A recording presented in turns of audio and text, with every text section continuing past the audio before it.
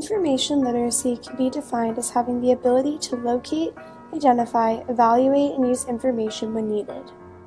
It is important for students to be information literate, and the depth of which schools teach information literacy depends on the level of schooling.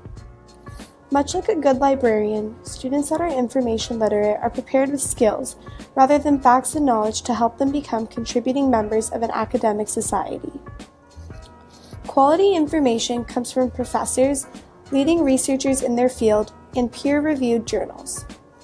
Much like any search query, when researching information, students must use a vetting process in order to filter out less reputable sources, like articles lacking an author or books with unknown publishers. On the opposing side, media literacy can be defined as having the ability to assess, analyze, evaluate, and create media in different settings. Media literacy is different from information literacy because it is more focused on the individual as an audience member receiving media versus a scholar looking for information. Whereas being information literate, one would be more worried about the credibility and soundness of a source, media literacy concerns the channels in which one is getting the information from and its purpose. Media literacy only became more of a prominent issue when the massive media and web data suddenly increased.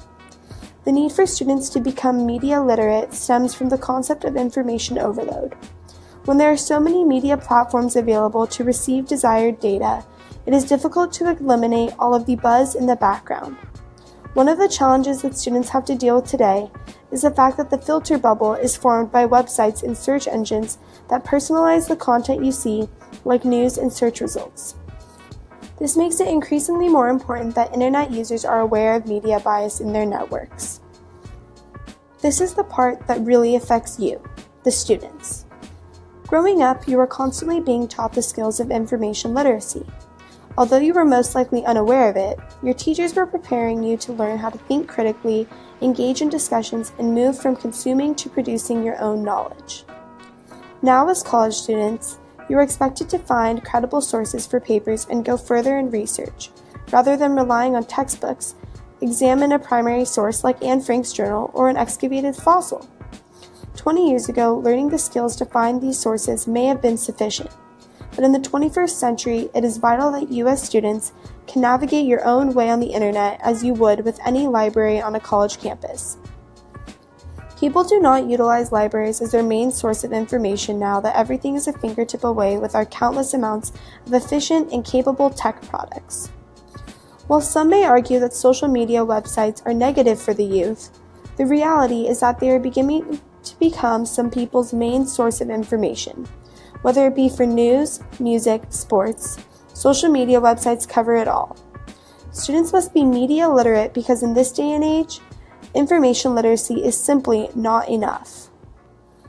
For students of the 21st century, it is extremely important to recognize that the concept of creation in media literacy and information literacy is quite different. While in information literacy, creation is essentially sharing knowledge and facilitating the spread of information, media literacy takes on the literal definition of creation, and that students must be producers of real media content online. You may wonder why creating content online makes one more literate, but if you actually think about it, it makes logical sense. The more one is active or in use of a product or feature, usually the better accustomed and proficient they become. It is important for you students to understand how these varying media platforms operate, so that when you are selecting your channels of media and how you get your newsfeed, you are more aware of the sources. Ultimately, being information literate is to be expected. Media literacy is an upcoming concept that is highly relevant to our fast-paced and media-heavy society today. So much of the information we consume every day comes from online websites in which it is our responsibility to know the difference between a reputable news website and an online fake news tabloid. In order for students to thrive in an information-heavy world, it is imperative that students are not only information literate, but have high proficiency in media literacy as well. After all, it is the 21st century.